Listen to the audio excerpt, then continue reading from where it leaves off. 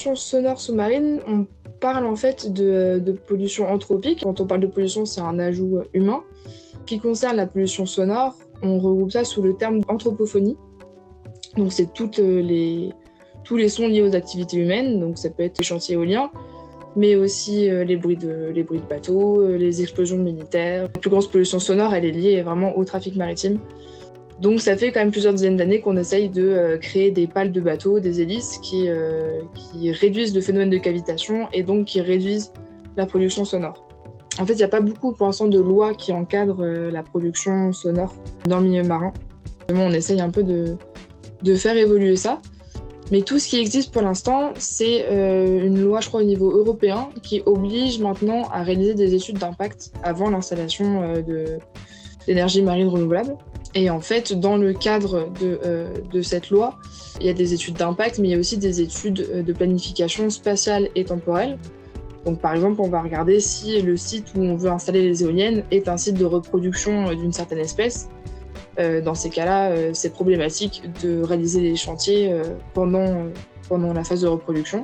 Des études d'impact acoustique sur des animaux, il n'y en a pas énormément. Et quand on resserre sur les invertébrés puis sur les larves, là, c'est vraiment une niche.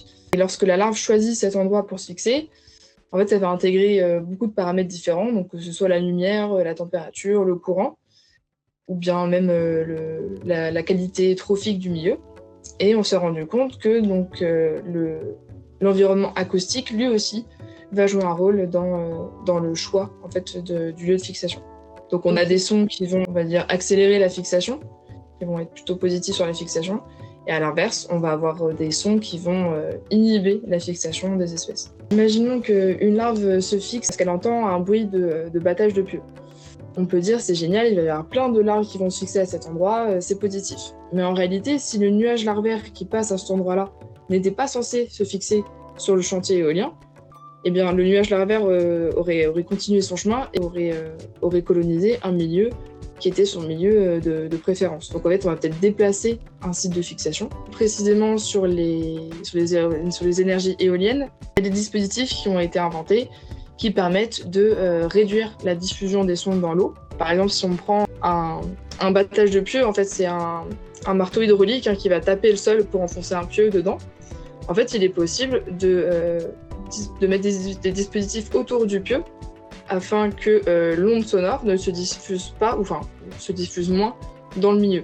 Donc c'est vrai que ça, cette planification, je pense qu'elle va de pair avec nos résultats, quoi. La planification spatiale marine, en fait, c'est un processus politique qui va avoir comme objectif de rassembler plusieurs activités humaines en mer et de les organiser par le biais alors ça peut prendre la forme d'un plan, ça peut aussi prendre la forme d'un document politique qui soit un compromis entre les différents acteurs qui utilisent cette zone. Il y a des réglementations qui commencent à s'intéresser au bruit. Il y a même un ouvrage qui a été publié l'année dernière qui s'appelle « Le bruit en mer », qui contient un certain nombre de chapitres sur ces questions de réglementation du bruit. Je pense qu'il y a beaucoup d'études qui devront être menées sur l'impact du bruit en mer et sur la question de savoir comment l'intégrer dans les réglementations qui existent déjà et encore plus dans la planification spatiale marine. On a très peu entendu parler dans le cadre de la formation, c'est plutôt en discutant avec d'autres acteurs du milieu maritime qu'on a pu en entendre parler ou alors des amis qui travaillent déjà, qui ont pu l'évoquer. Je pense que coordonner les activités des différents acteurs maritimes, ça reste important pour éviter déjà les mauvaises surprises, les conflits d'intérêts.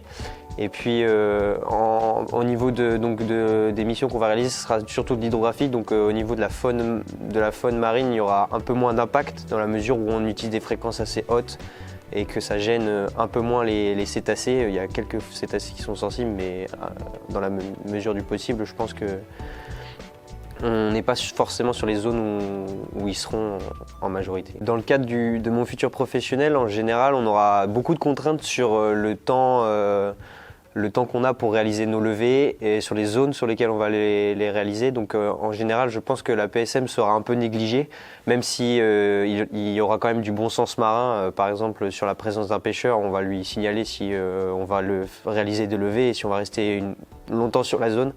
Mais globalement, ça sera quelque chose qui sera plutôt au second plan par rapport à la mission qui sera confiée au bateau.